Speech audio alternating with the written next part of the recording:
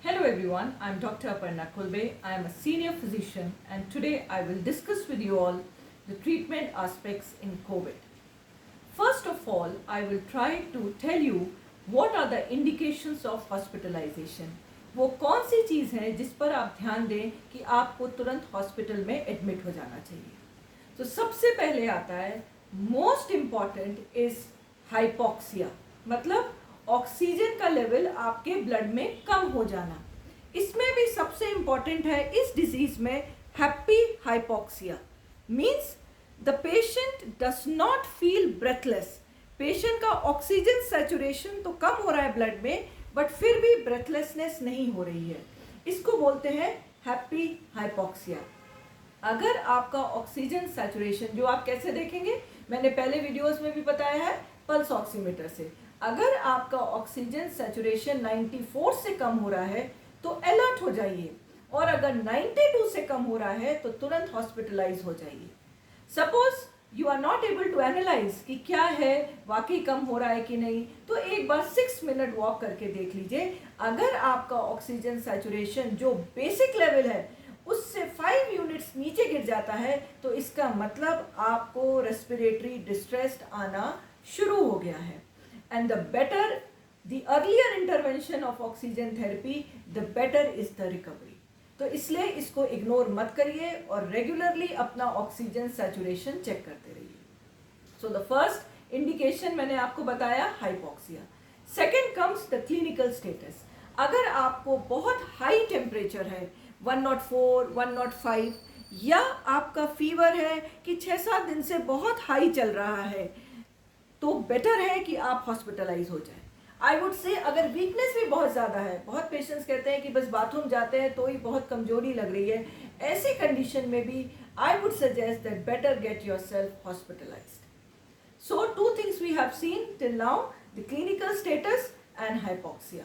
Now the third thing that we have to cover is to decide for hospitalisation, जो हम test करवाते हैं. जब आप को कोविड सस्पेक्ट करते हैं डॉक्टर, तो बहुत सारे टेस्ट आपको लिख के देंगे. सबसे पहले जो डॉक्टर लिखेगा आपको वो होगा RT-PCR.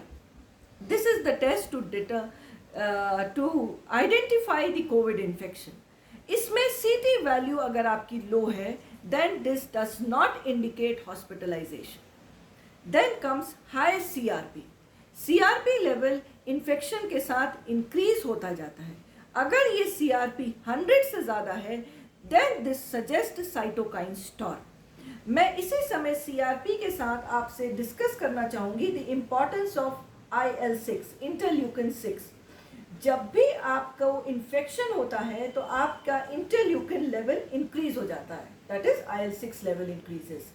When this IL-6 increases, it stimulates the liver to increase, to produce CRP. तो जब भी आपका IL-6 बढ़ेगा, आपका CRP बढ़ जाएगा. Why I am discussing this? Because IL-6 is not a very reliable test. पहला, हमारे कंट्री में हर जगह नहीं उपलब्ध है.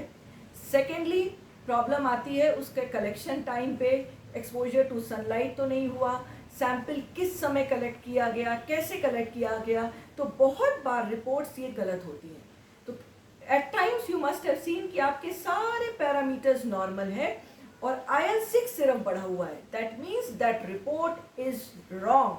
You cannot depend on IL-6 independently. अगर IL-6 बढ़ा है तो CRP जरूर बढ़ा होगा. So I would suggest to use CRP as a marker rather than IL-6. Then comes LDH and serum ferritin. They do increase with inflammation, but they cannot be the sole indicator of hospitalization. D-dimer. This value increases when there is coagulopathy. So अगर आपकी value, अपर value 500 है, suppose अगर आपकी value patient की 3 to 4 times above normal आती है, जैसे 1500, 2000, that means उसके अंदर ब्लड में coagulopathy is there. So in that condition, I would prefer to admit the patient so that he started on low molecular weight heparin. Then comes, once you are hospitalized, what are the treatment options? The first treatment option that is given to the patient is oxygen therapy. Oxygen is given so that The hypoxia because of which आप hospital आए थे, that is immediately corrected. So the most important is oxygen therapy. Then comes steroid. जैसे जैसे आपका CRP level अगर high होगा, उसी हिसाब से स्टेरॉइड का डोज भी हाई कर दिया जाता है, because it has a very good role in Covid patient treatment. Antiviral medication like remdesivir, if it is given within 10 days of the infection, the outcome is very good. IL-6 inhibitors, this is also tried in some patients. Then comes plasma therapy. Plasma therapy is being tried, and if it is given in the first week of the infection, then recovery is good and the importance increases, because your antibodies start developing after 7 days by what you see IgM. So first week you do not have any antibodies to fight with the virus.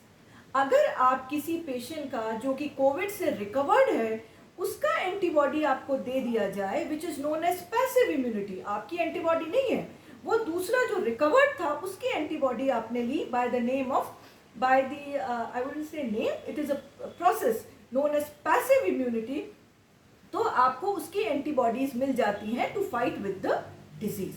So plasma therapy is a very good option, especially during the first week of the treatment. So now, if all these modalities work in a patient, he recovers. But at times, they may not respond to this procedure. Then comes to maintain the oxygen saturation. Suppose the patient oxygen still is not being able to maintain, और उसका बार बार oxygen गिर रहा है या carbon dioxide level बढ़ रहा है, तो फिर क्या किया जाए? Then next comes ventilation. इसमें भी दो तरह के वेंटिलेशंस होते हैं. एक तो non invasive, which is known as non invasive positive pressure ventilation.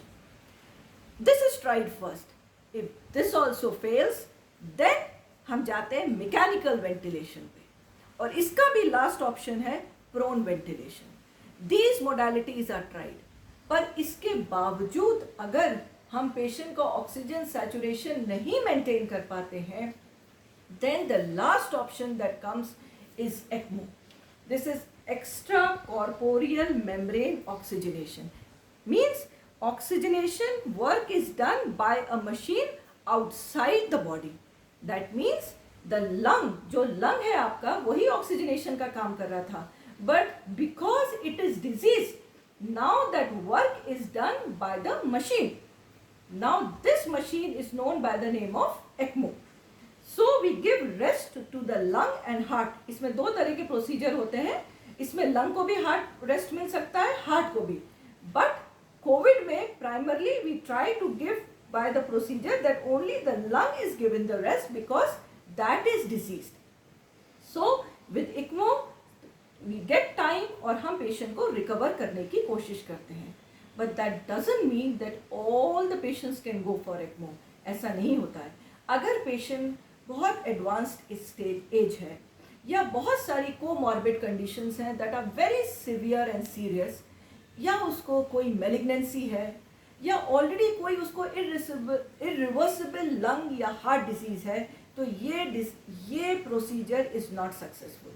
कोई डिसेमिनेटेड कैंसर है, कोई ब्रेन इंजरीज हैं, या पेशेंट बहुत ही डेबिलिटेटेड कंडीशन में है, तो ये ECMO is not fruitful for them. But it is being tried in many patients and many good results are coming, but some patients still do not respond even if they are put on ECMO. So these are the treatment options that are being given to the patients who are suffering from COVID.